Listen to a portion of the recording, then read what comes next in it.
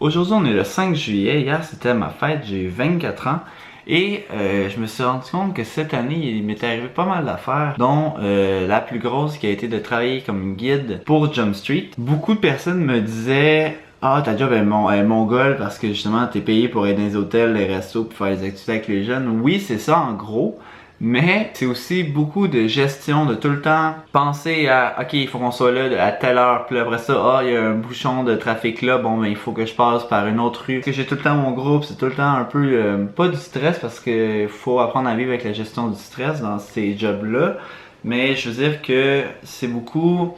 de préparation, c'est ça le mot, c'est préparation. Parce qu'en fait, comment ça fonctionnait, c'est que une semaine avant chaque tour, je recevais un paquet de feuilles avec mon itinéraire dessus. Et là, je devais me préparer, penser un peu dans ma tête comme faire une stratégie, si on peut dire ça, comme un peu un jeu d'échecs. Que, ok, là, on va passer devant l'Université Laval. Bon, ben là, je vais pouvoir faire mon speech de l'Université Laval. On s'en va au Biodôme, fait en s'en allant au Biodôme, je vais pouvoir faire mon speech là, mais en même temps, on passe devant le Mont-Royal. Fait qu'il va falloir que je fasse mon speech du Mont-Royal là. C'est vraiment beaucoup de préparation, beaucoup de stratégie. Donc, je me trouve vraiment chanceux d'avoir eu cette expérience-là avant la fin de mes études parce que c'est vraiment venu confirmer ce que je voulais faire dans la vie pour le moment parce que comme je vous ai dit, ça sert à rien de se projeter 50 ans dans le futur, là. On sait pas si les plans vont changer parce que les plans changent toujours. Mais puisque c'est mon rêve du moment de faire ça, c'est vraiment mon but pour l'instant. Comme je vous dis dans presque toutes mes vidéos, quand on a un but, il faut se donner à 110% puis c'est ce que j'ai fait là-dedans. J'ai vraiment poussé pour donner plus que juste un tour de guide. Je sais pas si vous comprenez. Tu sais, par exemple, j'ai fait un rap de présentation. Je l'ai écrit moi-même pis tout. À chaque tour, je fais des CD de musique québécoise que je remets au prof à la fin. Tu sais, c'est vraiment des petites choses qui font que je réussis à m'investir à 100% dans mon but, dans mon projet de vie, d'être guide pour l'instant. Pour moi, c'est tellement fun de voir la face des jeunes qui sont là pis ils t'écoutent pis genre ils savaient pas ce que tu vas leur dire, le boulet de canon dans l'arbre sur la rue Saint-Louis à Québec. C'est quoi la légende qu'il y a par rapport à ça, puis ils savaient pas qu'il y avait un boulet de canon là, fait que là tu leur apprends quoi de nouveau, puis ça, c'est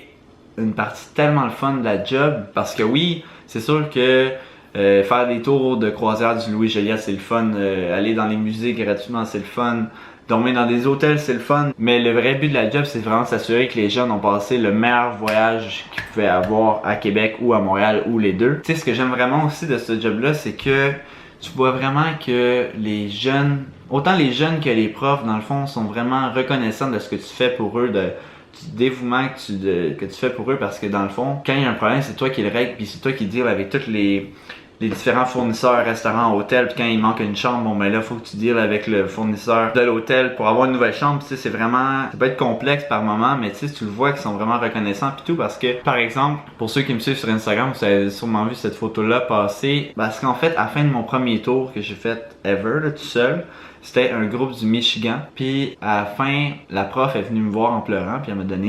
donné genre une enveloppe. Puis là, je comprenais pas. Puis là, je voyais tous mes profs qui se sont mis à pleurer en même temps. Puis là, je voyais, il y a quelqu'un qui s'est fait blesser ou comment? Est-ce que tout le monde va bien? Puis là, la prof, elle m'a dit, tu sais, tu te rends pas compte. Tu sais, on leur avait demandé de t'écrire un mot, chacun leur tour, sur différentes feuilles, pour te dire ce qu'ils avaient pensé du tour, puis te remercier, puis tout. Puis elle dit, je viens de les lire, puis tu te rends pas compte à quel point, genre, t'as eu une influence sur leur vie, puis que ce tour-là, ils l'oublieront pas, puis à quel point tu as été un bon guide pour eux autres, puis un bon grand frère. Ça, c'est un point que je revenais plus tard, mais un bon grand frère pour eux. Puis ça, pour vrai, je pourrais même pas être payé, puis juste avoir cette reconnaissance-là fait toute la différence dans une job, parce que pour vrai, ça a été un de mes plus beaux moments de cet été, d'avoir ces lettres-là, parce que après ça, j'ai lisé, puis je reconnaissais les insights que j'avais fait avec tous les jeunes, puis je voyais vraiment. Tu sais, même si t'as l'impression que t'es en train de te planter dans ton tour, puis que les jeunes t'écoutent plus ou moins, parce qu'à un moment donné, à partir d'un certain âge, les jeunes commencent à être moins intéressés par rapport à ce que c'est l'histoire, puis les informations. Puis ils ont de la misère un peu à garder le focus puis à écouter, mais tu lis ça, puis tu te rends compte que tu leur as appris plein de trucs, puis à quel point ils ont aimé leur voyage, puis tout ça, juste cette gratitude-là, puis cette reconnaissance-là que tu reçois dans ce moment-là, c'est juste, ça vaut toutes les payes et tout l'argent du monde pour vrai parce que c'est juste tellement gratifiant. C'est une autre partie de la job qui est quand même assez touchée, c'est la partie de la discipline. Parce qu'il y a certains professeurs qui n'ont pas de misère du tout à faire la discipline, mais il y en a par contre que ils s'attendent un peu à ce que ce soit toi qui fasses la discipline puis que ce soit toi la figure d'autorité envers les jeunes. Puis ça, je trouve ça un peu plate parce que ça t'enlève le focus sur l'animation parce que tu dois dealer avec la discipline en même temps. Puis c'est tout le temps un peu vraiment touché à faire ça, faire la discipline, parce que quand t'es un guide,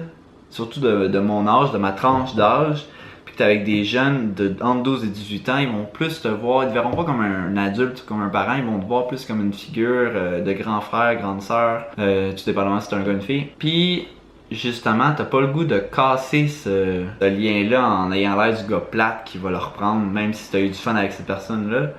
Fait que c'est pour ça que c'est pas tant évident, mais c'est important de leur faire comprendre à tout le monde que quand t'es un guide, t'as autant le droit au respect et à l'écoute que n'importe quel adulte dans l'autobus. Oui, on va avoir du fun ensemble, mais en même temps, il faut que tu m'écoutes, puis parce que sinon, moi c'est la phrase que j'ai sortie puis qui a marché, là, j'ai dit, je peux être bien le fun jusqu'à la fin du tour, ben je peux être bien plate puis c'est vous autres qui décidez. Mais comme j'ai dit, je trouve ça plate parce que ma partie préférée de la job, c'est le fait d'avoir ce lien-là justement de grand frère, parce que tu peux t'identifier à certains jeunes que moi il y a eu certaines affaires secondaires qui sont arrivées par rapport à, tu sais, j'étais pas forcément dans la gang des cools, puis là, fait que là je vois d'autres jeunes de l'âge que j'avais qui vivent ça aussi. Tu sais, je vais leur parler, je leur demande qu'est-ce qu'ils veulent faire dans la vie plus tard, tu sais, j'essaie de leur donner des